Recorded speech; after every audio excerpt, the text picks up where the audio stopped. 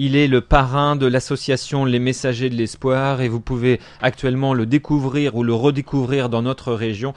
Très généralement, il se produit en compagnie de Rosie qui court. Vraiment un très très beau spectacle, un spectacle pour deux légendes. Mes invités de ce matin, Dominique Lefebvre, président de l'Athletic Club de Barentin, Philippe Fontaine, président de l'association Les Messagers de l'Espoir et Thierry Bidot, grand organisateur avec son équipe de la course pour l'espoir qui se déroulera comme nous l'avons évoqué le dimanche 8 décembre prochain. Vous nous rappelez Thierry Bidot, juste des personnes qui nous écoutent et qui disent moi je veux m'inscrire, me préinscrire. Ouais, c'est pas difficile. Donc à partir de la semaine prochaine, il y aura des bulletins d'inscription dans le Courrier Cauchois en page sportive. Oui. Donc mon téléphone c'est le 06 58 83 19 68. Il y aura des articles dans le Paris Normandie. Et on peut aller sur notre site internet www.lesmessagersdelespoir.com. Voilà, alors Dominique Lefebvre, rebonjour. Rebonjour. Alors Dominique, vous êtes le président de l'Athletic Club de Barentin et vous êtes partie prenante, mais vraiment partie prenante de cette course pour l'espoir en faveur du Téléthon. Oui, je suis toujours moi-même coureur et j'adore courir pour une bonne cause comme ça. Et là, j'ai c'est-à-dire que nous, on était organisateurs depuis 2 ans déjà du Trail Côte-Robert. Donc on a bien rodé le truc et on a un spécialiste de chronométrage qui est Jackie Morand et donc qui va donner un super coup de main à Pascal et c'est vrai que là il peut y faire toute confiance, c'est un spécialiste du chronométrage. Ouais, et ça c'est très important. Ouais, c'est important parce que outre l'organisation de la course, la communication comme le fait Thierry Bidot et toute son équipe, après il y a l'organisation interne et quand on accueille des centaines de personnes comme ça, ça se fait pas à la légère. Hein. Non, c'est vrai. Et c'est vrai que nous on organise un truc week-end de Pâques, toujours 4 courses sur 2 jours. Et c'est vrai que c'est un gros chantier. Moi je suis arrivé là-dedans il y a 2 ans. Je connaissais déjà le Tour du Pays de Caux, mais quand j'ai dit oh là là, ça va être chaud.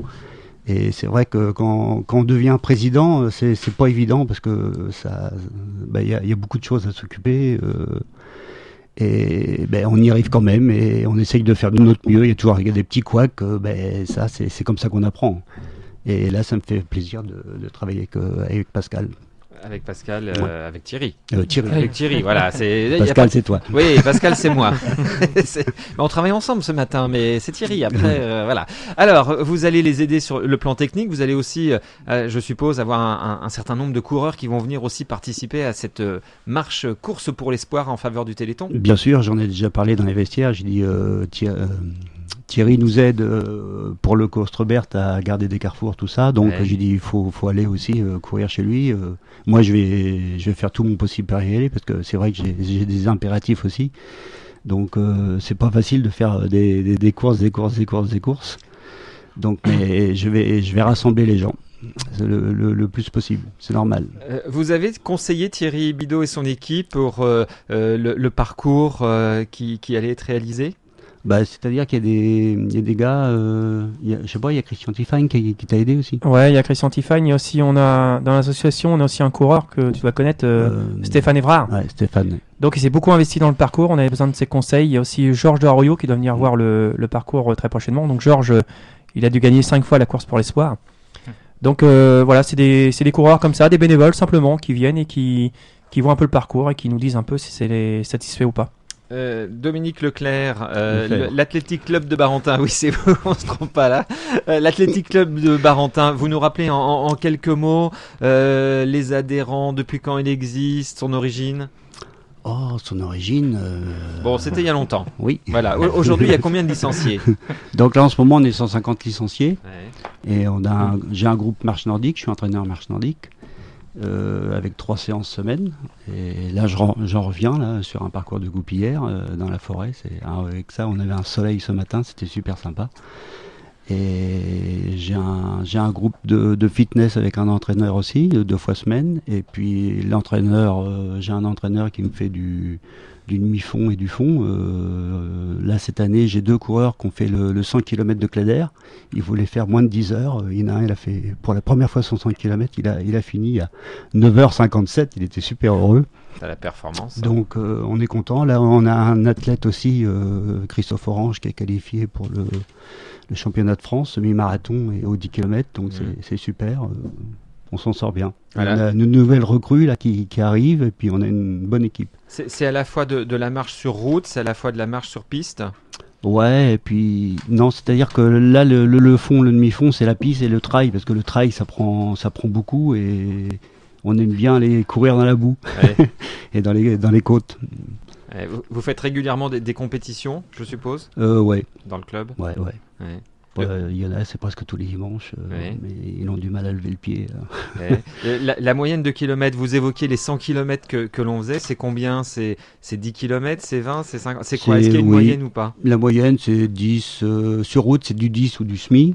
Et Oui. puis en trail, après, c'est aléatoire le trail. Hein. C'est 10, 15, 20, 25, 30. Ça demande un entraînement régulier, je suppose. Ah, oui. Oui. Un 10 km, pour faire un 10 km, faut 3 sorties semaine. Mais aussitôt qu'on arrive sur du 100 km, c'était 2 sorties par jour. Donc là, il faut avaler du kilomètre. Quel que soit le temps. Quel que soit le temps. Si Ouais. il pleut des cordes, on sort quand même. Ça c'est des vrais sportifs, hein, Thierry Bidot. Hein. Quand je parlais moi tout à l'heure avec mon vélo, je l'ai rangé un petit peu et je le reprendrai certainement au printemps. Ça c'est des vrais sportifs. Hein. Ouais, mais c'est les vraies valeurs du sport. Ouais.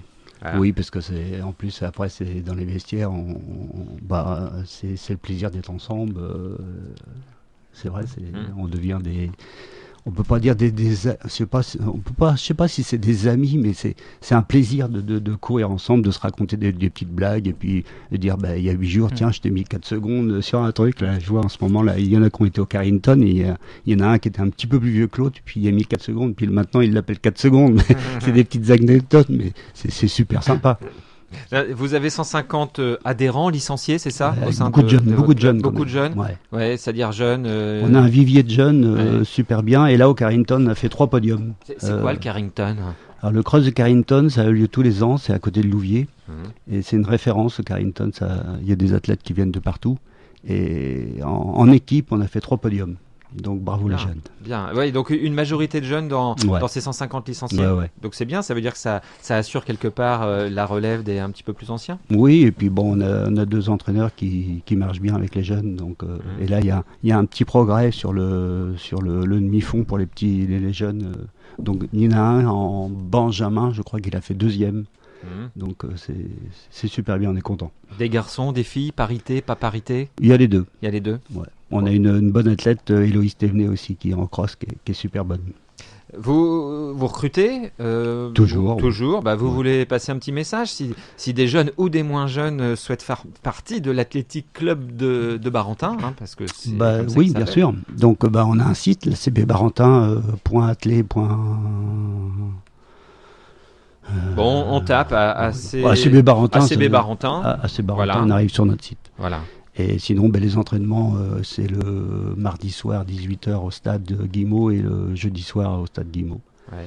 Et puis moi, en marche nordique, c'est le lundi soir Pavilly à 7h du soir et le samedi matin, assez souvent Goupillières à 9h du matin. Et sinon, je fais des entraînements aussi pour les personnes plus âgées autour du stade de Guimau le mercredi à 14h.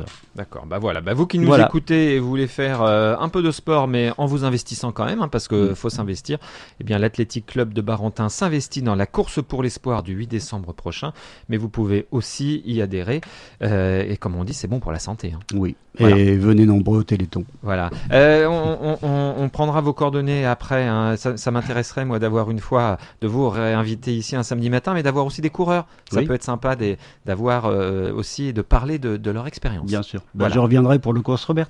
Eh voilà. C'est quand ? Ça sera le week-end de Pâques. Ce sera le week-end de Donc Pâques. ça doit être le 19, 20 ou 20, 21 avril. Vous me repasserez un petit coup de fil et puis on se verra. Et normalement, cette année, il va y avoir une étape à Villars-et-Calne. Peut-être. Bon, vous restez avec nous, Dominique Lefebvre. Je suis toujours en compagnie de Thierry Bidot et de Philippe Fontaine. On va faire une petite pause publicitaire et on se retrouvera après pour continuer cette émission, pour parler de Téléthon qui arrive. On va en parler de plus en plus sur toutes les ondes. La course pour l'espoir, c'est le dimanche 8 décembre prochain à Limézy. À tout de suite.